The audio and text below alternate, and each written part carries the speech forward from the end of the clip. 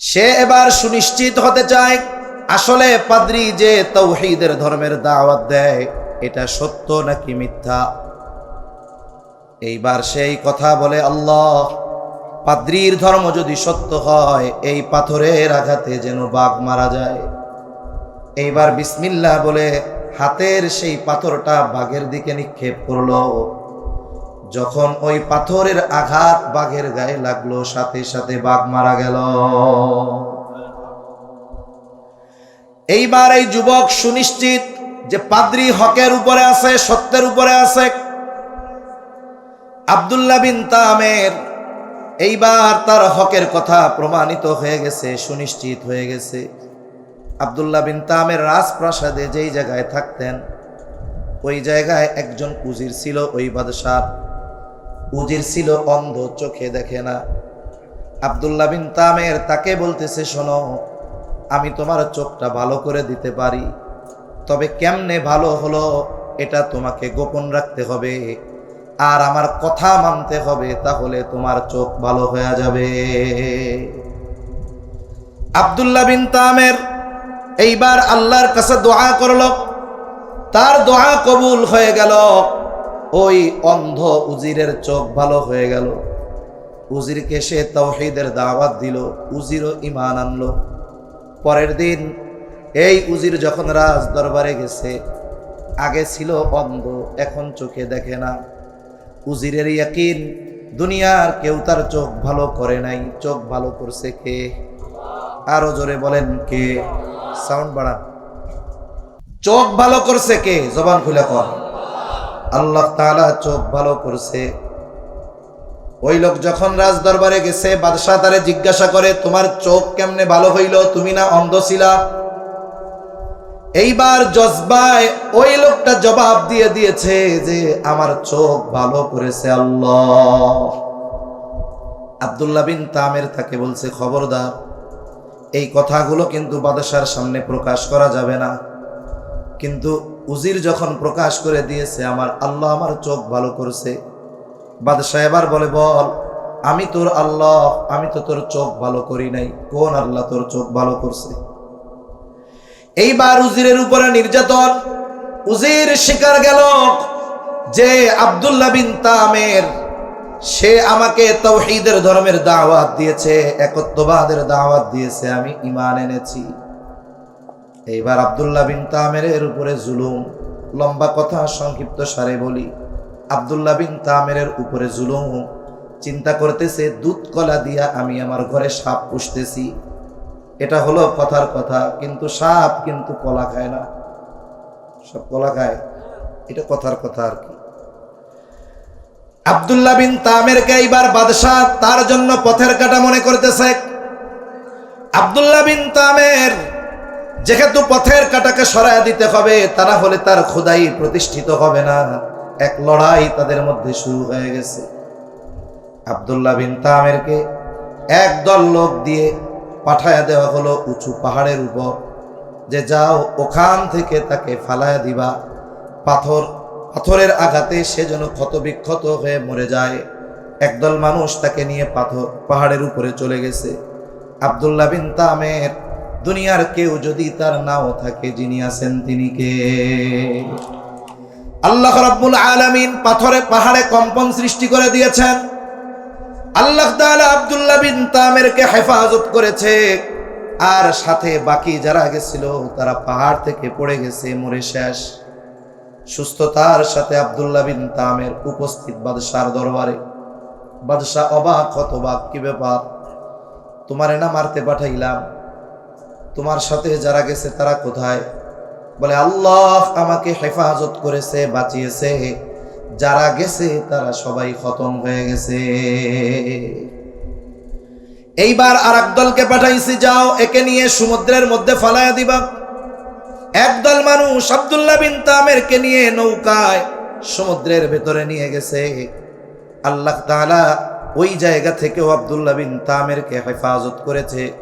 নৌকা ডুবিতে তাকে যারা মারতে গেছে তারা সবাই শেষ। সুস্থ অবস্থায় আব্দুল্লাহ বিন তামের বাদশার সামনে হাজির। বাদশাহ বলে, তুমি বাঁচলা কেমনে? তোমারে না মারতে পাঠাইলাম। আব্দুল্লাহ বিন তামের আবার বলে আমাকে বাঁচিয়েছেন আল্লাহ। তোমার সাথে যাদেরকে পাঠিয়েছি তারা কোথায়? বলে তারা সবাই শেষ।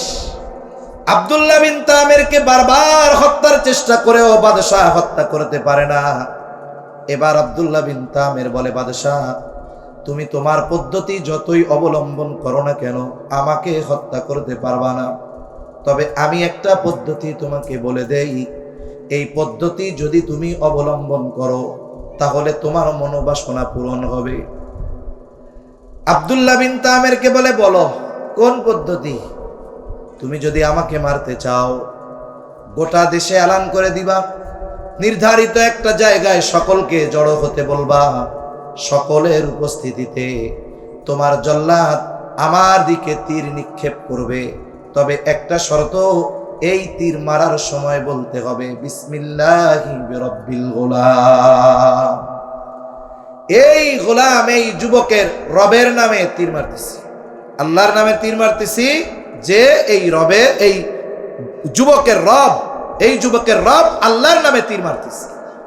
ও চিন্তা করছে মরলে তো খতম, যা কইতে কয় কোক, এইটা কইয়া আগে ওরে মারি, এরপরে আমার মিশন সাকসেস। সারা দেশে ঘোষণা করে দেওয়া হলো অমুক দিন আব্দুল্লাহ বিন তামিরকে এইভাবে মারা হবে। ইতিমধ্যে সারা দেশের মধ্যে কথা ছড়ায় গেছে, ঘটনা ছড়িয়ে গেছে। আব্দুল্লাহ বিন তামির একটা যুবক, তার সাথে কেউ নাই, অস্ত্র নাই।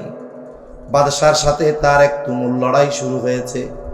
সারা দেশের মানুষ চলে আসছে, দুনিয়ার মানুষ বাঁচতে চায় আর এই যুবক নিজে মরতে চায়।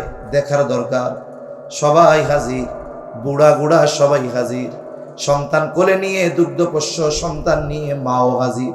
এই দৃশ্য দেখার জন্য লাখো মানুষের উপস্থিতিতে এইবার জল্লাদ বিসমিল্লাহি বিরব্বিল গোলাম বলে যখন আব্দুল্লাহ বিন তামিরের দিকে তীর নিক্ষেপ করেছে, তীর গায়ে বিদ্ধ হয়েছে, সাথে সাথে যুবক আব্দুল্লাহ বিন তামির জমিনে পড়ে গেছে, মৃত্যু হয়ে গেছে, শহীদ হয়ে গেছে।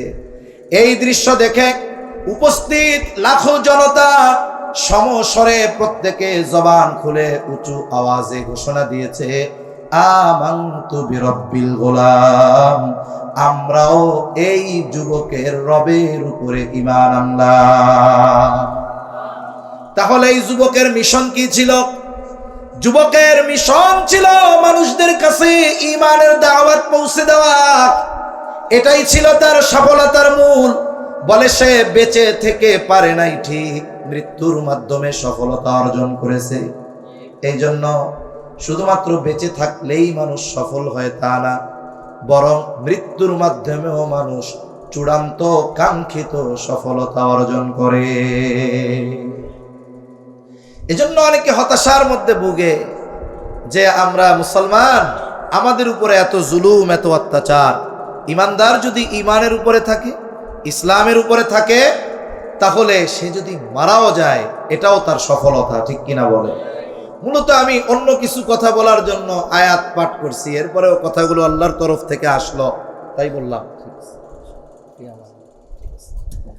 আল্লাহর তরফ থেকে আসলো তাই কথাগুলো বললাম। মূলত রাসূল আকরাম সাল্লাল্লাহু আলাইহি ওয়াসাল্লাম, এই যে আল উম্মাহ ফাউন্ডেশন, আজকে পৃথিবীতে অনেক সংগঠন আছে, অনেক লিখিত সংগঠন আছে, গঠনতন্ত্রের আলোকে সংগঠন আছে, কিন্তু এই পৃথিবীতে লিখিত সংগঠন আর এই সংগঠনের সংগঠক ছিলেন মুহাম্মাদুর রাসূলুল্লাহ সাল্লাল্লাহু আলাইহি ওয়াসাল্লাম। এজন্য পৃথিবীতে ওই সংগঠনগুলোই সফলতার চূড়ান্ত শিখরে পৌঁছাতে পারবে যারা তাদের সংগঠনকে রাসূলুল্লাহ সাল্লাল্লাহু আলাইহি ওয়াসাল্লামের আদর্শের আলোকে পরিচালিত করবে।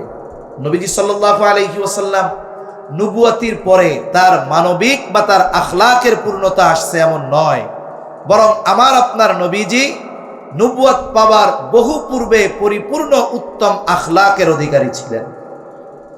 ওনার উত্তম আখলাকের সাক্ষ্য কাফেররা দিয়েছে এবং তৎকালীন সময়ে জাহেলিয়াতের সময় রাসূল আকরাম সাল্লাল্লাহু আলাইহি ওয়াসাল্লামের কল্যাণে বড় বড় সংঘর্ষ থেকে আরব জাতি বেঁচে গেছে। যে আরব জাতি ছোট ছোট বিষয় নিয়ে বড় বড় যুদ্ধ লাগায়া দিত। এক যুদ্ধ লাগছে একটা ডিমকে কেন্দ্র করে, বছরের পর বছর এই যুদ্ধ চলছে। নবীজি সাল্লাল্লাহু আলাইহি ওয়াসাল্লাম ওই যুদ্ধগুলো প্রত্যক্ষ করেছেন, দেখেছেন। যখন কোনো পিতা মারা যাইত, সন্তানের কাছে ওসিয়ত করে যাইত যে আমার মৃত্যুর পরে তোমরা যুদ্ধ থামায়া দিবা না, বরং আমার মৃত্যুর পরে প্রতিশোধ নেওয়ার জন্য এই যুদ্ধ তোমরা চালায়া যাবা। এমন এক সমাজে আল্লাহ তাআলা আমার আপনার নবীজিকে পাঠিয়েছেন, আর ওই সমাজের মানুষ আমার আপনার নবীজির উত্তম চরিত্রের সত্যায়ন করেছে। আল্লাহ তাআলা তো ওহী নাজিল করে সত্যায়ন করেছেন, এর আগে কাফেররা নবীজির চরিত্রের সত্যায়ন করেছে। একটা মানুষের চারিত্রিক যতগুলো দিক আছে, সবচাইতে উত্তম দিক হলো সত্যবাদিতা। সবচাইতে গুরুত্বপূর্ণ বিষয় হলো সত্যবাদিতা। এই জন্য আল্লাহ তাআলা কোরআনুল কারীমের মধ্যে ইমানদারদেরকে তাকওয়া অর্জনের নির্দেশ দিয়েছেন, সাথে সাথে সত্যবাদীদের সঙ্গ গ্রহণের আদেশ দিয়েছেন। আল্লাহ তাআলা বলেন, ভাই মাইকের মতো করেন আওয়াজ, মাইকের মতো দূর থেকে না টানলে কষ্ট হয় কথা বলতে। আওয়াজ ছাড়েন না, আওয়াজটা ছেড়ে দেন। একটা মানুষের সবচাইতে ভালো গুণ হলো সত্যবাদিতা। এখন ঠিক করছে, এতবার বললে আমাদেরও খারাপ লাগে। মাইক দিবেন, এই কোনায় মাইক, এই কোনায় মাইক, এগুলা দিবেন না, দরকার নাই তো। এগুলা ইসলামী সঙ্গীত শিল্পীরা আসলে তারা দিবেন, তাদের দিবেন। একটা মানুষের সবচাইতে ভালো গুণ হলো সত্যবাদিতা। এজন্য আল্লাহ তাআলা তাকওয়া অর্জনের জন্য সত্যবাদীদের সঙ্গ গ্রহণের নির্দেশ দিয়েছেন। আর আমার আপনার নবী নবুয়তির পরে নয়, বরং নবুয়তির বহু আগে কাফেরদের থেকে আল আমিন আস-সাদিক, সত্যবাদী আমানতদার উপাধি লাভ করেছেন। নবীজির সত্যবাদিতায় কাফেররা কতটা মুগ্ধ ছিল একটা ঘটনা শোনাই। নবুয়তির পর নবীজি সাল্লাল্লাহু আলাইহি ওয়াসাল্লাম 3 বছর গোপনে দাওয়াত দিয়েছেন। কয় বছর? আরো জোরে বলেন, কয় বছর? 3 বছর গোপনে দাওয়াত দেওয়ার পর আল্লাহ তাআলার নির্দেশ, ও পয়গম্বর, এখন থেকে আর গোপনে কোনো দাওয়াত হবে না, এখন আপনি প্রকাশ্যে দ্বীনের দাওয়াত পৌঁছায়া দেন। ওয়া আনদির আশীরাতাকাল আকরাবিন, আপনার নিকটস্থ যারা আছে তাদেরকে সতর্ক করেন। রাসূলুল্লাহ সাল্লাল্লাহু আলাইহি ওয়াসাল্লাম আবু কুবাইস পাহাড়ের উপরে দাঁড়ায় গেলেন। কোন বর্ণনায় আসতে সাফা পাহাড়ের উপরে দাঁড়ালেন। বলে দুইটা বর্ণনা দুই রকম মনে হলেও মূলত বিষয়টা এক। সাফা পাহাড়টা মূলত আবু কুবাইস পাহাড়ের একটা অংশ। নবীজি ওই পাহাড়ের উপরে দাঁড়িয়ে আরববাসীকে আহ্বান করলেন। আবু কুবাইস পাহাড়ের একটা বৈশিষ্ট্য ছিল, যদি কোনো অপরিচিত মানুষ ওই পাহাড়ের উপরে দাঁড়িয়ে মক্কাবাসীর কাছে কোনো সাহায্য চাইত, মক্কাবাসী দেখতো না ব্যক্তিকে, বরং ওই পাহাড়ের মর্যাদার কারণে সাহায্য প্রার্থী ব্যক্তিকে সাহায্যের জন্য তারা ছুটে আসত। নবীজি সাল্লাল্লাহু আলাইহি ওয়াসাল্লাম আরববাসীকে আহ্বান করলেন। সবাই দলে দলে পাহাড়ের পাদদেশে ছুটে আসছে। আজকে আমাদেরকে ডেকেছে আল আমিন। সবাই চলে আসছে পাহাড়ের পাদদেশে। জিজ্ঞাসা করে, ও মুহাম্মদ, আমাদেরকে কেন তুমি একত্রিত করেছো? কেন আমাদেরকে তুমি ডেকেছো? নবীজি এবার বললেন, আমি যদি তোমাদেরকে এই সংবাদ দেই, এই খবর দেই যে এই পাহাড়ের পেছন দিকে পাদদেশে একদল অস্ত্রধারী সৈন্য তোমাদের উপরে আক্রমণ করার জন্য প্রস্তুতি নিচ্ছে, আকুনতুম মুসাদ্দিকিয়া, আমি যেই কথাটা তোমাদেরকে বললাম তোমরা কি এটার সত্যায়ন করবা নাকি? তোমরা কি এটা বিশ্বাস করবা নাকি? আরব জাতি নবীজির সততায়, সত্যবাদিতায় এতটা মুগ্ধ ছিল, সকলে সমস্বরে বলল, মুহাম্মদ কেন নয়, কারণ ইতিপূর্বে আমরা তোমাকে কখনো মিথ্যাবাদী পাই নাই, বরং সত্যবাদী পেয়েছি। অবশ্যই আমরা তোমার কথা বিশ্বাস করব যে এই পাহাড়ের পেছনে পাদদেশে আমাদেরকে আক্রমণ করার জন্য অস্ত্রধারী সৈন্যরা প্রস্তুতি নিচ্ছে। এটা ছিল আমার আপনার নবীজির সত্যবাদিতার ব্যাপারে কাফেরদের বিশ্বাস। এমন এক চরিত্র ছিল আমার আপনার নবী। বলে এই চরিত্র নবুয়াতির পরে হইছে এমন নয়, আমার আপনার নবীর চরিত্র নবুয়াতির আগেও যেমন পরেও তেমন। এখন প্রশ্ন হতে পারে নবীজির চরিত্র নবুয়াতির আগে যেমন পরেও তেমন কেমনে হয়? একটা উদাহরণ দিলে বুঝতে সহজ হবে।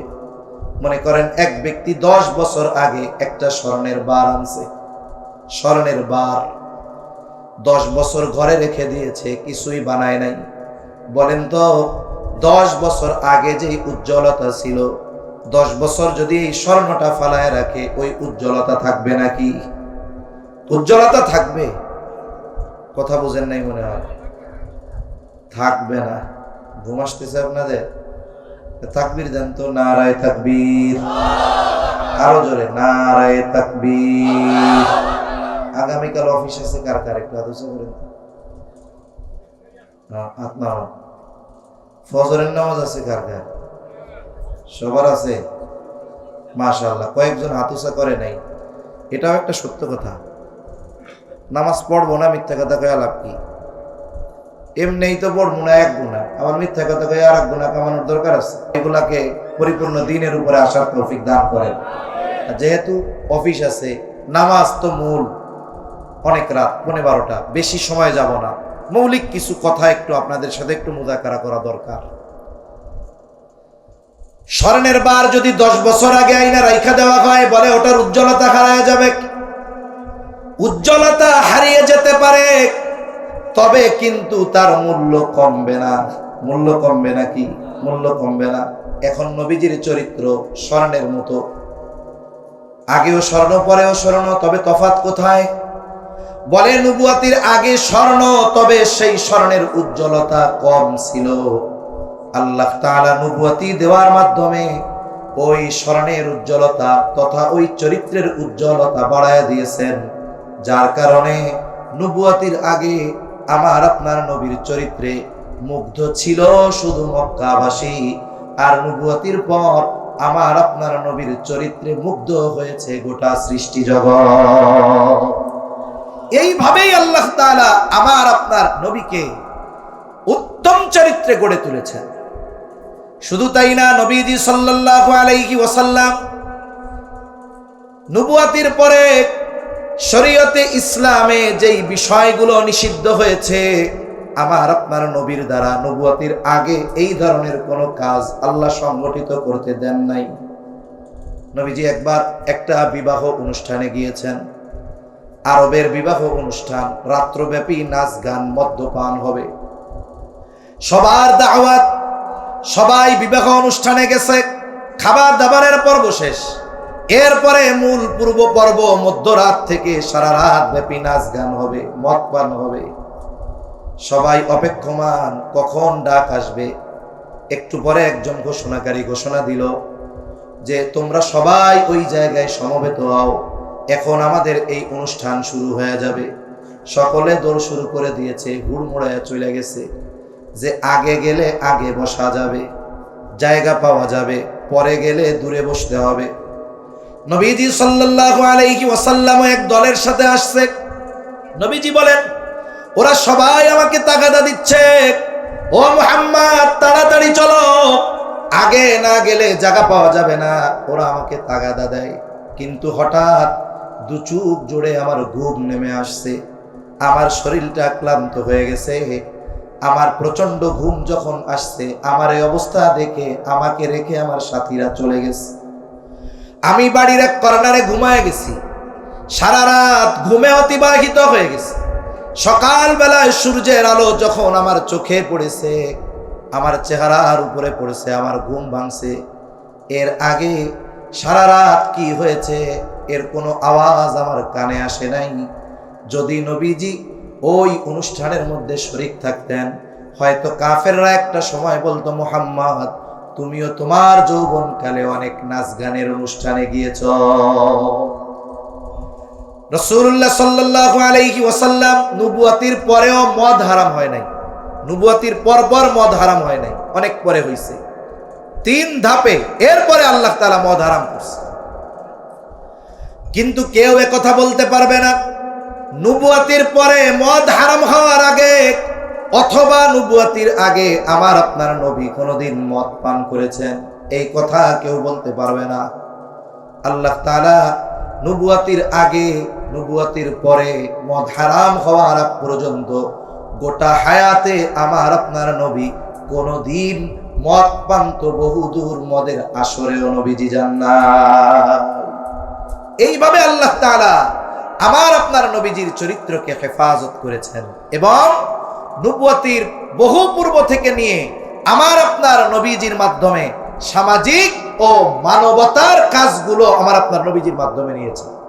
এই যে আল উম্মাহ ফাউন্ডেশন, এটা তো এক হিসাবে বলা যায় রাসূল আকরাম সাল্লাল্লাহু আলাইহি ওয়াসাল্লামের ওই যৌবনকালে নবীজির এবং কুরাইশ কয়েকজন সরদারদের নেতৃত্বে নবীজির সর্বোচ্চ আগ্রহ উদ্দীপনায় যেই সংগঠন প্রতিষ্ঠিত হয়েছিল হিলফুল ফুজুল, সেটার একটা শাখা বলা চলে, ঠিক কিনা বলেন? রাসূল আকরাম সাল্লাল্লাহু আলাইহি ওয়াসাল্লাম হিলফুল ফুজুল কেন প্রতিষ্ঠা করেছিলেন? ওই যৌবনকালে যখন যুবক ছিলেন তখন থেকেই নবীজি মানবতার কল্যাণে নিবেদিত ছিলেন। এর প্রমাণ পাওয়া যায় যখন নবীজি সাল্লাল্লাহু আলাইহি ওয়াসাল্লাম প্রথম ওহী নাজিল হলো হেরা গুহায়, জিবরাইল আলাইহিস সালাম ওহী নিয়ে আসছেন। নবীজি সাল্লাল্লাহু আলাইহি ওয়াসাল্লামকে বলতেছে ইকরা, পড়ো। নবীজি বলেন আমি পড়তে পারি না। আবার বলেন পড়ো, আমি পড়তে পারি না। এইবার জিবরাইল আলাইহিস সালাম বললেন পড়ো, ইকরা বিসমি রাব্বিকাল্লাযী খালাক, খালাকাল ইনসানা মিন আলাক। একদারে 5টা আয়াত পড়ার কথা বললেন আর নিজের বুকের সাথে নবীজিকে চাপ দিলেন। নবীজি সাল্লাল্লাহু আলাইহি ওয়াসাল্লাম পড়লেন, তবে প্রচন্ড ভীত সন্ত্রস্ত হয়ে গেলেন নবী। হেরা গুহা থেকে দ্রুততার সাথে বাড়িতে ফিরে আসলেন। মানুষ ভয় পেলে জ্বর আসে, নবীজির গায়ে জ্বর, প্রচন্ড প্রকম্পন, শরীর কাঁপতেছে। এসে বলেন জাম্মিলুনি জাম্মিলুনি, আমারে বস্তাবৃত করো। খাদিজাতুল কুবরা রাদিয়াল্লাহু তাআলা আনহা তখন বুঝতে পারলেন নবীজির কোনো অসুবিধা হয়েছে। নবীজিকে তিনি অভয় দিলেন যে আপনাকে কোনো জিন শয়তান আপনার ক্ষতি করতে পারে না, আপনাকে কোনো জিন শয়তান আপনার ক্ষতি করতে পারে না। কেন? আপনি দুস্থ গরীব অসহায়দের পাশে দাঁড়ান, আপনি বিধবাদের পাশে দাঁড়ান, আপনি মানুষের সাহায্য করেন, যারা হক পথে তাদেরকে আপনি সহযোগিতা করেন, আপনি আত্মীয় স্বজনের সম্পর্ক রক্ষা করেন। সুতরাং কোনো দুষ্টু জিন আপনার ক্ষতি করতে পারে না। এটা তো ওহী নাজিল হওয়ার সময় জানলাম। তার মানে নবীজি নবুয়াতির বহু আগ থেকে এই মানবতার কল্যাণে, মানব কল্যাণে, মানুষের কল্যাণে নিবেদিত প্রাণ ছিলেন। মানুষের সেবা করতেন, দুস্থ মানুষের সেবা করতেন, সাথে সাথে অসহায় বিধবা যারা ছিল রাসূল সাল্লাল্লাহু আলাইহি ওয়াসাল্লাম তাদের খোঁজ খবর রাখতেন। এই হিলফুল ফুজুল গঠনের উদ্দেশ্য এটা ছিল যে কেউ যদি জুলুমের শিকার হয় তার পাশে দাঁড়ানো, কেউ যদি অভাবে পড়ে তাকে সহযোগিতা করা। এজন্য ইসলামে মানুষের পাশে দাঁড়ানো, মানুষের জন্য কল্যাণকামী হওয়া, এটা অনেক বড় এক ফজিলতের কাজ। একজন মুমিন অপর মুমিনের কোনো প্রয়োজন মেটাবে। রাসূল আকরাম সাল্লাল্লাহু আলাইহি ওয়াসাল্লাম বলেন, এক মুমিন যদি অপর মুমিনের কোনো প্রয়োজন মেটায়, নবীজি সাল্লাল্লাহু আলাইহি ওয়াসাল্লাম বলেন, তাহলে আল্লাহ ওই ব্যক্তির দুনিয়া আখিরাত উভয় জাহানের প্রয়োজন মিটায় দেয়। রাসূল আকরাম সাল্লাল্লাহু আলাইহি ওয়াসাল্লাম যৌবনকালেই আল্লাহ তাআলা তাকে বিচক্ষণতা দান করেছিলেন। ওনার সিদ্ধান্তের কারণে কুরাইশদের মধ্যে প্রায় হতে যাওয়া বড় ধরনের সংঘর্ষ থেকে ওই জাতি বেঁচে গেছে। যখন বাইতুল্লাহ সংস্কার করা হবে, সকলে মিলে বাইতুল্লাহর সংস্কারের শেষ, ওই সময় হজরে আসওয়াদ এটা এক পাশে সরায় রাখা হয়েছে। প্রত্যেক গোত্রের আশা বাইতুল্লাহর সংস্কারের সর্বশেষ যেই কাজ, হজরে আসওয়াদ ওই কালো পাথরটাকে স্থানে রাখা নিজের হাতে, এটা প্রত্যেক গোত্রের অন্তরে আসা। কিন্তু এই বিষয়টা নিয়ে তাদের মধ্যে মোটামুটি তর্ক বিতর্ক শুরু হয়ে গেল। কয়েকজন মুরব্বী সমাধান দিলেন যে শোনো, আমরা এই কয়েকজন যা সিদ্ধান্ত নিব তোমরা মেনে নিবা? বলে হ্যাঁ মেনে নিব। এইবার ওই কয়েকজন আলাদা পরামর্শ করলো, যেই পরামর্শ গোপন থাকলো তারা পরামর্শ করলো আগামী দিন সর্বপ্রথম যেই ব্যক্তি বাইতুল্লাহে আগমন করবে তার কাছে আমরা আমাদের এই সমস্যার কথা তুলে ধরব। সে যে সমাধান দিবে আমরা সন্তুষ্ট চিত্তে সেই সমাধান মেনে নিব। ঠিক আছে? পরের দিন সকালে দূর থেকে নজর রাখতেছে কে আগে বাইতুল্লাহে আসে। দীর্ঘ প্রতীক্ষার পর দূর থেকে একজন মানুষের ছায়া দেখা যায়, সে ধীর পায়ে বাইতুল্লাহর দিকে আসতেছে। যত কাছে আসে তার চেহারা তত পরিষ্কার হয়। একটু পরে সকলে সমস্বরে বলতেছে, হায় রে, এ তো আমাদের আল আমিন। তাহলে আল আমিন আমাদের এই সমস্যার যেই সমাধান দিবে আমরা স্বতঃস্ফূর্তভাবে সেটা মেনে নিব। নবীজির কাছে এই সমস্যার কথা বলা হলো, নবীজি সমাধান দিয়ে দিলেন। বললেন, শোনো, একটা কাপড় আনো এবং কাপড়ের প্রত্যেক প্রান্তে প্রত্যেক গোত্র থেকে গোত্র প্রধান অথবা এক একজন প্রতিনিধি এই কাপড় ধরবে। নবীজি এই সিদ্ধান্ত দিলেন, প্রত্যেকে কাপড় ধরল। নবীজি নিজের হাতে পাথরটা তুলে কাপড়ে রাখলেন। সব গোত্রের মানুষেরা ওই কাপড় ধরে হজরে আসওয়াদকে বাইতুল্লাহর পাশে নিলেন। আবার নবীজি নিজের হাতে ওই পাথরটাকে যথাস্থানে স্থাপন করে দিলেন। বলে, নবীজির এই সূক্ষ্ম চিন্তাধারা আর সিদ্ধান্তের কারণে আরব জাতি এক রক্তক্ষয়ী যুদ্ধ থেকে বেঁচে যায়। নবীজি সাল্লাল্লাহু আলাইহি ওয়াসাল্লাম আরব জাতির কাছে কত প্রিয় ছিলেন, কিন্তু যখন প্রকাশ্যে ঈমানের দাওয়াত দিয়েছেন কাফেররা নবীজির বিরুদ্ধে চলে গেছে। একটা মানুষকে যদি সমাজের মানুষের সামনে হেয় প্রতিপন্ন করতে হয়, অগ্রহণযোগ্য হিসাবে তুলে ধরতে হয়, তাহলে তার চরিত্রের উপরে আঘাত করতে হয়।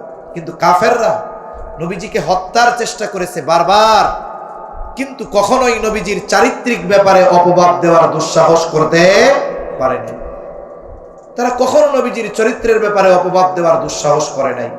তারা নবীজির ব্যাপারে 4টা শব্দ ব্যবহার করত। কয়টা শব্দ? কথা বলেন, কয়টা?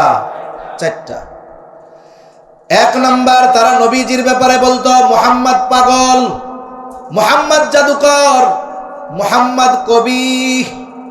রাসূল আকরাম সাল্লাল্লাহু আলাইহি ওয়াসাল্লামের ব্যাপারে তারা বলতো জাদুকর, কবি, পাগল। এই কথাগুলো নবীজির ব্যাপারে তারা বলতো। কিন্তু কোনো ব্যক্তি খারাপ হওয়ার জন্য এই বিষয়গুলোর কারণে একটা মানুষকে খারাপ বলা যায় না।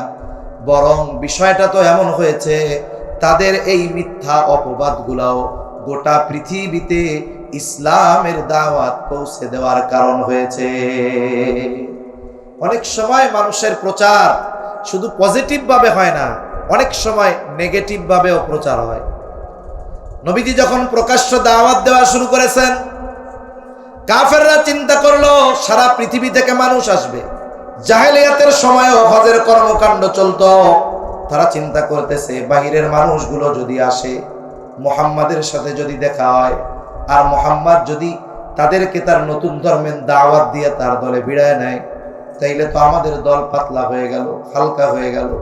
এইবার তারা পরিকল্পনা করলো, মক্কায় ঢোকার যতগুলো পথ আছে প্রত্যেক পথে এক এক দল প্রতিনিধি নিযুক্ত করে দেওয়া হলো। তাদের দায়িত্ব হলো ওই পথে যারাই আসবে তাদের কানে এক দল পৌঁছায়া দিবে যে মুহাম্মদ জাদুকর, আর এক দল পৌঁছায়া দিবে মুহাম্মদ পাগল, আর এক দল পৌঁছায়া দিবে মুহাম্মদ কবি, আর এক দল পৌঁছায়া দিবে যে মুহাম্মদ গণক। শোনো, তোমরা কেউ তার কাছে যাবা না। যারাই আসে তাদের কানে একটা নাম মুহাম্মদ, কেউ বলে মুহাম্মদ পাগল, কেউ বলে মুহাম্মদ জাদুকর, কেউ বলে মুহাম্মদ কবি, কেউ বলে মুহাম্মদ গণক। তার মানে আরবের বাইরে থেকে যত মানুষ আসছে সবার কানে একটা শব্দ মুহাম্মদ। কি শব্দ? জোরে গম। মানা করছে যে খবরদার তার কাছে তোমরা যাবা না। কিন্তু মানুষের অভ্যাস হলো আল ইনসানু হারিসুন আলা মা মুনিআ, বলে মানুষকে যেই বিষয়ে নিষেধ করা হয় মানুষের ওইটার ব্যাপারে বেশি আগ্রহ পয়দা হয়। এইবার মানুষদেরকে মানা করছে যাওয়ার, আর মানুষেরা ডুইকাই খুঁজে মুহাম্মদ কই। যারা জাদু প্রেমী এরা চিন্তা করে মুহাম্মদ মনে হয় খুব বড় জাদুকর, এই জন্য মুহাম্মাদের কাছে যাইতে মানা করছে। যাদের কবিতা প্রিয় তারা চিন্তা করছে মুহাম্মদ মনে হয় বড় কবি, এই জন্য যাইতে মানা করছে।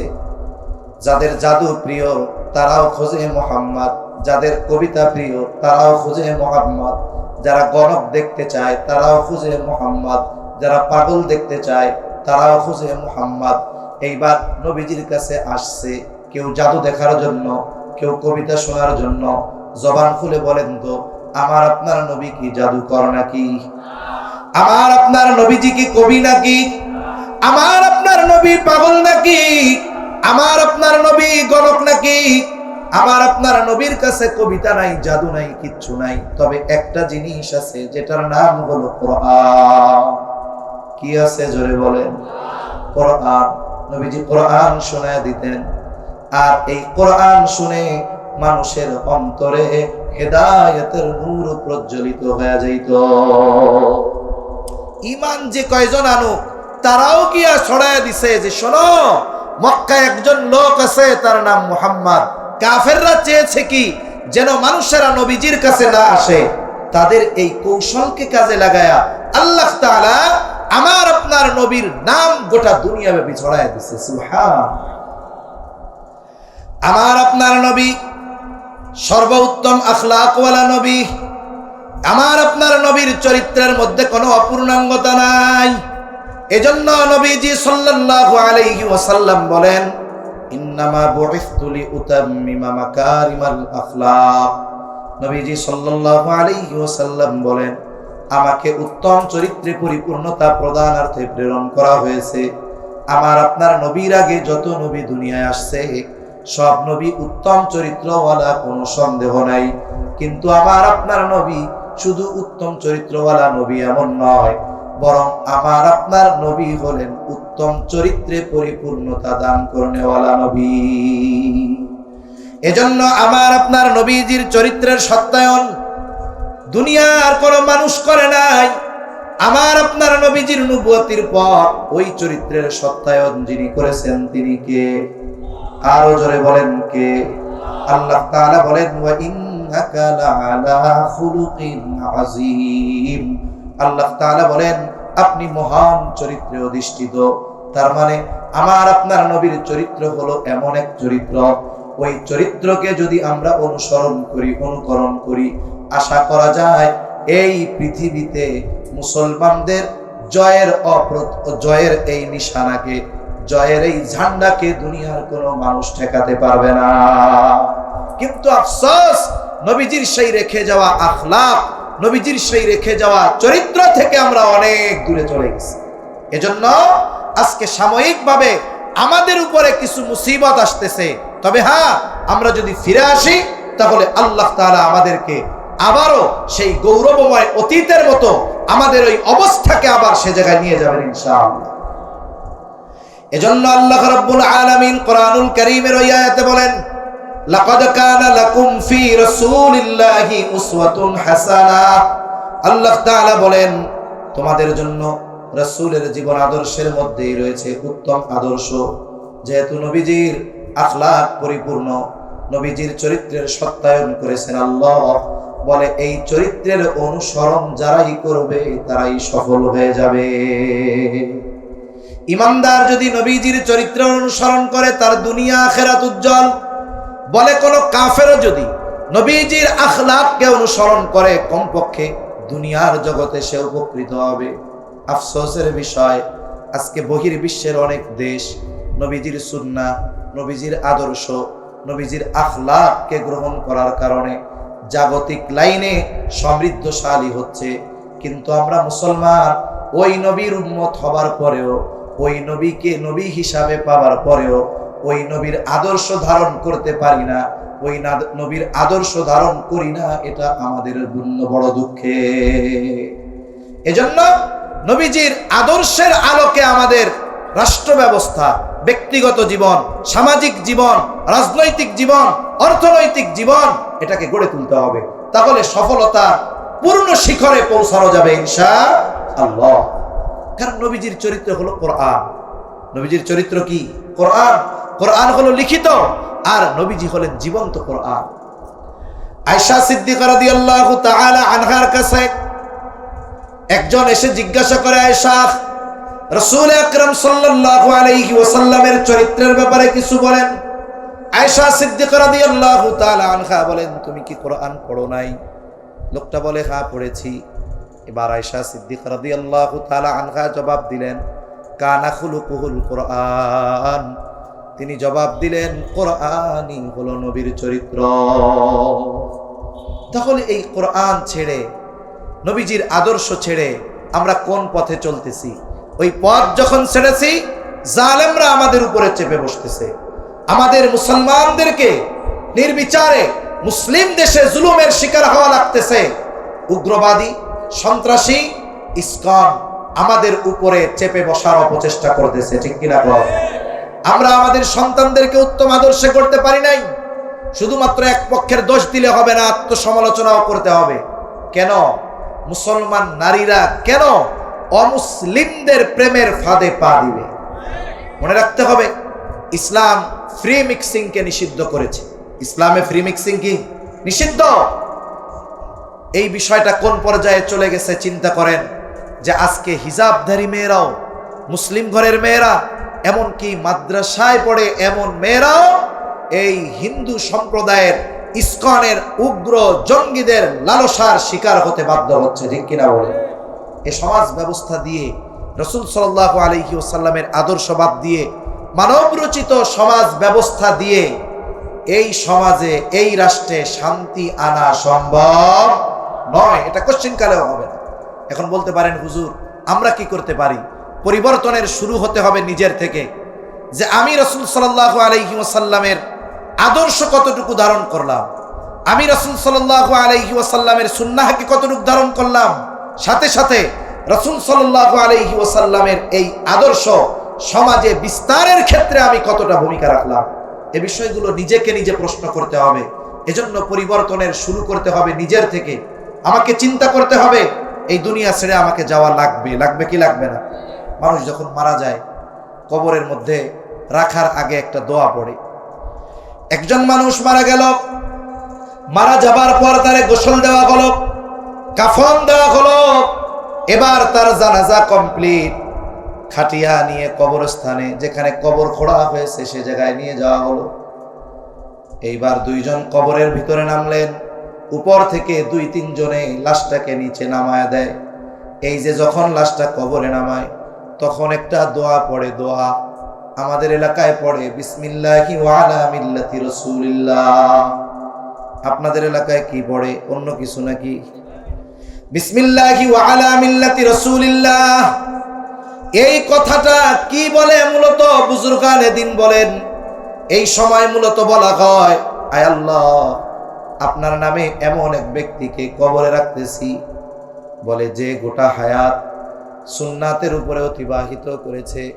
যখন সে মারা গেছে তখন সে সুন্নাতের উপরে ছিল, এখন যখন তাকে কবরস্থ করতেছি এখনো সে সুন্নাতের উপরে আছে। এখন বলেন তো, ওই লোকটা জীবনে কোনোদিন রাসূলের আদর্শকে ধারণ করে নাই, রাসূলের সুন্নাহর উপরে জীবন চালায় নাই, রাসূলের কোনো সূরাত তার মধ্যে নাই, রাসূলের সিরাত তার মধ্যে নাই। বলেন তো, এই ব্যক্তির ব্যাপারে যদি ওই কথা বলা হয়, তাহলে এই কথাটা ওই ব্যক্তির জন্য সত্য হবে নাকি মিথ্যা হবে? নিঃসন্দেহে মিথ্যা হবে। অনন্তকালের এক সফর, তাকে মিথ্যা কথা বলে কবরে রেখে দেওয়া হলো। এজন্য জীবনটা এমন ভাবে গড়া দরকার যে আমি যখন যেখানেই মারা যাই না কেন, কারণ কোন জায়গায় কোন সময় আমার আপনার মৃত্যু হবে এর কোনো নিশ্চয়তা আছে? আমি এখান থেকে বাড়িতে ফিরে যেতে পারবো কিনা এর কোনো নিশ্চয়তা আছে? আগামীকালের সূর্যোদয় আমার এই 2 চোখ দেখতে পারবে কিনা এর কোনো নিশ্চয়তা আছে? এর কোনো নিশ্চয়তা নাই। তাহলে জীবন কেন এইভাবে করতেছি না যে আমার যদি এখনই মৃত্যু হয়, আমার ব্যাপারে ওই কথাটা যেন সত্য হয়? এইভাবে জীবন গড়া দরকার। এভাবে যদি আমরা আমাদের জীবন গড়তাম, আমরা আমাদের অধীনস্থদেরকে যদি এইভাবে গড়ে তুলতে পারতাম, তাহলে আজকে 92% মুসলমানের দেশে আমাদেরকে মজলুম হওয়া লাগতো না, আমাদের সাথে সংখ্যালঘুর মতো আচরণ হতো না। ইসলামের কথা বলার কারণে, হক কথা বলার কারণে, রাষ্ট্রের পক্ষে বলার কারণে, দেশের পক্ষে বলার কারণে টঙ্গীর ইমাম সাহেবকে গুম হওয়া লাগতো না। এজন্য সম্মানিত উপস্থিতি, রাসূলের আদর্শের মধ্যেই আমাদের সফলতা রয়েছে। সাথে সাথে একটা বিষয় আমাদের মনে রাখতে হবে, আমাদের দল, মত, গোত্র, পরিচয়, গায়ের বর্ণ ভিন্ন থাকতে পারে, মতাদর্শের ভিন্নতা থাকতে পারে, তবে আমাদেরকে অবশ্যই দ্বীনের ব্যাপারে, ইসলামের ব্যাপারে, দেশের ব্যাপারে ঐক্যবদ্ধ থাকতে হবে। রাসূল আকরাম সাল্লাল্লাহু আলাইহি ওয়াসাল্লামের অন্তরেও দেশপ্রেম ছিল, রাসূলের অন্তরে দেশপ্রেম ছিল।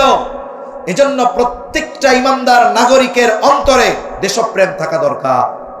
যদিও কথা আর কি, এটা হাদিস না, হুব্বুল ওয়াতান মিনাল ঈমান, স্বদেশ প্রেম ঈমানের অঙ্গ, এটা হাদিস না। কিন্তু কথাটা এরকম যে মাতৃভূমির প্রেম নবীজির অন্তরে ছিল। নবীজি যখন মক্কা থেকে মদিনায় হিজরত করবেন, আল্লাহর নির্দেশ, রাসূলুল্লাহ সাল্লাল্লাহু আলাইহি ওয়াসাল্লাম পথ চলতেছে, সাথে আবু বকর সিদ্দিক রাদিয়াল্লাহু তাআলা আন, নবীজির দু চোখ বেয়ে অশ্রু পড়তেছে, নবীজি কান্না করে আর বারবার পেছনের দিকে তাকায়। আবু বকর সিদ্দিক রাদিয়াল্লাহু তাআলা আনহু জিজ্ঞাসা করেন, ইয়া রাসূলুল্লাহ, আপনি কেন কান্না করতেছেন? নবীজি বলেন, ও আবু বকর, এই তো সেই মক্কা যেই জায়গায় আমার শৈশব কৈশোর অতিবাহিত হয়েছে, আমার যৌবন অতিবাহিত হয়েছে। ও আবু বকর, এই জায়গায় তো আছে সেই আল্লাহর ঘর, আমি যেই ঘরের সামনে সেজদা দিয়ে আমার আত্মার তৃপ্তি লাভ করতাম, এখানেই তো আমার হায়াতের অনেক অতিবাহিত হয়েছে। তিনি এইভাবে মক্কাকে উদ্দেশ্য করে বলতেছিলেন, ও মক্কা, আমি তো তোমার বুকে আমার জীবনের গোটা হায়াত অতিবাহিত করতে চেয়েছিলাম, কিন্তু তোমার বুকে বসবাসকারী কিছু সন্তানের জন্য, মানুষের জন্য আমার এই আশা পূরণ হলো না। নবীজি আল্লাহর নির্দেশে মক্কা থেকে মদিনায় হিজরত করেছেন। ভূমি মক্কার জন্য তার অন্তরে মায়া ছিল কি ছিল না? এজন্য আমাদের অন্তরে স্বদেশ প্রেম থাকতে হবে। মনে রাখতে হবে, একমাত্র প্রকৃত ইমানদার যারা, এদের অন্তরে দেশ প্রেম আছে, এদের অন্তরে উম্মাহ প্রেম আছে। এই জন্য দলমত নির্বিশেষে আমাদেরকে দ্বীনের ব্যাপারে, দেশের ব্যাপারে সকল ভেদাভেদ ভুলে ঐক্যবদ্ধ থাকতে হবে, সচেতন থাকতে হবে। একের পর এক ষড়যন্ত্রের ফাঁদ আমাদের সামনে আছে। কারণ এই উপমহাদেশে সবচাইতে বড় ফাঁদ হলো সাম্প্রদায়িক দাঙ্গা লাগায় দেওয়া। যদি দাঙ্গা লাগায় দিতে পারে, যাদের কারণে এই অরাজকতার সৃষ্টি হবে, এদের কথা বিশ্ববাসীর কাছে যাবে না। যেমন কয়েকদিন আগে রংপুরের গঙ্গাচড়ায় খবর হয়েছে কি, এক ঘটনাকে কেন্দ্র করে মুসলমান সম্প্রদায় হিন্দুদের ঘরবাড়ি সব ভেঙে ফেলছে। এটা হলো খবর। বিষয় হলো, এই ঘটনাটা ঘটার কারণটা কি ছিল? একটা ক্রিয়া হয়, এরপরে প্রতিক্রিয়া হয়। মূল কাজটা কি হয়েছে? যখন ইসলাম অবমাননা করা হয়েছে, নবীজিকে অবমাননা করা হয়েছে, তখন ধর্মপ্রাণ মুসলমান এরা নিজেদের জীবনের চাইতে কোরআন, আল্লাহ এবং রাসূলকে বেশি মহব্বত করে। ঠিক কিনা বলেন? কারণ ঈমানের দাবি এটা। ঈমানদার কখনো আল্লাহর ব্যাপারে কটূক্তি হবে, নবীজির ব্যাপারে কটূক্তি হবে, কোরআনের ব্যাপারে কটূক্তি হবে, ঈমানদার কখনো বসে থাকতে পারে না। জীবনের চাইতে তারা আল্লাহ এবং রাসূলকে ভালোবাসে। যেই দিন দ্বীন অবমাননা হয়েছে, কোরআন অবমাননা হয়েছে, আল্লাহর ব্যাপারে কটূক্তি করা হয়েছে, সেই দিন কিন্তু আমাদের মুসলিম সম্প্রদায় অ্যাকশনে যায় নাই। আইনের প্রতি দেশের মুসলমানেরা শ্রদ্ধাশীল, অপেক্ষা করেছে।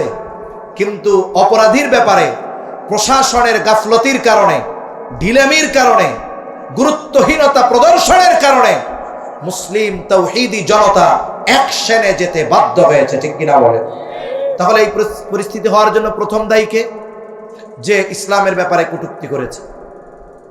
এরপরে দায়ীকে বলে যারা ওই অপরাধীকে আটক করার ব্যাপারে বিলম্ব করেছে, এই কারণে পরিস্থিতি এরকম হয়েছে। তারপরে এই গাজীপুরের কালিয়া করে কি হলো, এক হিন্দু কর্তৃক মাদ্রাসার এক বাচ্চা ধর্ষণ হলো, 13-14 বছর বয়স। আফসোসের বিষয়, 18 বছরের আগে যদি কেউ মেয়েকে বিবাহ দিতে চায়, মেয়ের ইজ্জতের নিরাপত্তার কারণে যদি বিবাহ দিতে চায়, তারা যদি খবর পায়, দলবদ্ধভাবে মুহূর্তের মধ্যে এসে মা বাবা অভিভাবকদেরকে আটক করে, বিবাহ ভাঙে, বররে আটকায়, বরের অভিভাবকদেরকে আটকায়, যে বই বিয়া পড়াইতে আসছে তারে আটকায়, যেই হুজুর আসছে তাকে আটকায়, কাজীকে আটকায়, খাবারগুলো নষ্ট করে। আপনি 18 বছরের আগে মেয়ে বিবাহ দিলে সেই বিবাহ ভেঙে দিতে পারেন। 18 বছরের আগে মেয়ের সতীত্বের হেফাজতের দায়িত্ব তাহলে কারা নিবে? এই নিশ্চয়তা দিতে হবে, মনে রাখতে হবে। আপনারা সতীত্বের হেফাজত করবেন না, ধর্ষককে জামাই আদর করবেন, অপরাধীদের জন্য আপনারা এসি গাড়ির ব্যবস্থা করবেন, আর মুসলমানদের উপরে জুলুম করবেন, ন্যায় বিচার বঞ্চিত করবেন, এই চিন্তা সহসায় আর করবেন না। ঠিক কিনা বলেন? সেজন্য মনে রাখতে হবে ভাই, আমরা যদি ঐক্যবদ্ধ না থাকি, নবীজি সাল্লাল্লাহু আলাইহি ওয়াসাল্লামের শিক্ষা আদর্শগুলোর মধ্যে অন্যতম শিক্ষা হলো মুসলমানদের ঐক্যবদ্ধ থাকতে হবে। যেই জাতি ঐক্যবদ্ধ, তারা যদি কোনো কাজের সফলতার জন্য এক হাতের উপরে আর এক হাত রাখে, বলে এই ঐক্যবদ্ধ দল যারা, তাদের হাতের উপরে আল্লাহর হাত থাকে।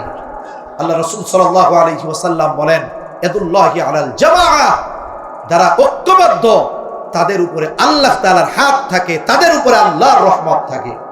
সেজন্য সমস্ত ভেদাভেদ ভুলে দ্বীন ও ইসলাম ও দেশের ব্যাপারে আমাদের ঐক্যবদ্ধ থাকতে হবে। থাকবো তো ইনশাআল্লাহ। শুনেন, মতাদর্শের ভিন্নতা থাকবে, কিন্তু সে তো মুসলিম, সে তো কাফের নয়। আমরা আরেক মুসলিম আরেক মুসলিমের এই দলের ভিন্নতার কারণে এমন কোনো আচরণ করব না যাতে সে কষ্ট পায়। কারণ প্রকৃত মুসলমান হতে হলে নবীজির শিক্ষা হলো আল মুসলিমু মান সালিমাল মুসলিমুনা মিন লিসানিহি ওয়া ইয়াদিহি। প্রকৃত মুসলমান হলো সে যার জবান এবং হাতের অনিষ্ট থেকে অপর মুসলমান নিরাপদ থাকে। এই হলো প্রকৃত মুসলিম। অথচ আমি যদি আমার মুসলিম ভাইকে গালি দেই, আমি যদি আমার মুসলিম ভাইয়ের গীবত করি, আমি যদি আমার মুসলিম ভাইকে অপবাদ দেই, অবশ্যই এটা সমীচীন হবে না। সাথে সাথে আপনাদের কাছে এটাও অনুরোধ রাখবো, আল উম্মাহ ফাউন্ডেশন, আমরা তো এক উম্মাহ। জাতিগত পরিচয় যতই আমরা পৃথক করার চেষ্টা করি না কেন, দলগত ভাবে যতই আমরা নিজেদেরকে বিভক্তির দিকে বাড়িয়ে দেই না কেন, আমরা উম্মাহ কয়টা? এক উম্মাহ। আমরা এক নবীর উম্মত। আমাদের রব কয়জন? আমাদের নবী কয়জন? আমাদের শরীয়ত কয়টা? একটা। আমরা সবাই এক। আল উম্মাহ ফাউন্ডেশন, সুন্দর একটা নাম। একঝাঁক তরুণ যুবক এরা এই ফাউন্ডেশন প্রতিষ্ঠা করেছে। এদের লক্ষ্য উদ্দেশ্য অনেক সুন্দর। আমার দৃঢ় বিশ্বাস, এরা যদি রাসূল আকরাম সাল্লাল্লাহু আলাইহি ওয়াসাল্লামের প্রতিষ্ঠিত হিলফুল ফুজুল এইটাকে সামনে রেখে সামনে অগ্রসর হয়, ইনশাআল্লাহ এই তরুণ যুবকদের মাধ্যমে বিপ্লব ঘটবে ইনশাআল্লাহ। সেজন্য কি করা দরকার? আমাদের সহমর্মিতা তাদের দরকার, আমাদের পরামর্শ তাদের দরকার। আমাদের কাজ হলো কি, আমরা নিজেরা না করতে পারলেও সমালোচনা করতে পারি খুব সুন্দর। মনে রাখবেন, ত্রুটি বিচ্যুতি তাদের হবে যারা কাজ করবে, সমালোচনা তাদের হবে যারা কাজ করে, আর সমালোচনা তারাই করে যাদের দ্বারা কোনো কিছুই হয় না। এজন্য এই আল উম্মাহ ফাউন্ডেশনের সাথে আমরা থাকবো তো ইনশাআল্লাহ, থাকবো তো ইনশাআল্লাহ। আল্লাহ সুবহানাহু ওয়া তাআলা রাসূলের আদর্শে উজ্জীবিত হয়ে রাসূলের আখলাক পরিপূর্ণ আমাদের সকলকে ধারণ করার তৌফিক দান করুন। হিলফুল ফুজুল যেমন মানবতার কল্যাণে নিবেদিত প্রাণ ছিল, রাসূল আকরাম সাল্লাল্লাহু আলাইহি ওয়াসাল্লামের নবুয়তির আগে প্রতিষ্ঠিত ওই সংগঠন যেমন আরবের প্রত্যেকটা মানুষের হৃদয়ে স্থান করে নিয়েছিল, আমাদের এই তরুণ যুবক মুরব্বীদের পরামর্শে প্রতিষ্ঠিত এই আল উম্মাহ ফাউন্ডেশন, উলামায়ে কেরামের তত্ত্বাবধানে পরিচালিত এই আল উম্মাহ ফাউন্ডেশনও যেন শুধুমাত্র এই এলাকার মধ্যে সীমাবদ্ধ থাকে এমন নয়, গোটা দেশের মানুষের মধ্যে যেন এর পরিচিতি ছড়ায় পড়ে, সাথে সাথে প্রত্যেকটা মানুষের হৃদয়ে যেন তারা স্থান নিতে পারে। সকলে বলে না আমিন, আরো জোরে বলে না আমিন। এজন্য সামনে রাখতে হবে কার আদর্শ? জোরে বলেন, কার আদর্শ? রাসূলের আদর্শ। আল্লাহ সুবহানাহু ওয়া তাআলা আমাদের সকলকে রাসূলের আদর্শে আদর্শিত হওয়ার তৌফিক দান করেন। সকলে জবান খুলে বলেন আমিন।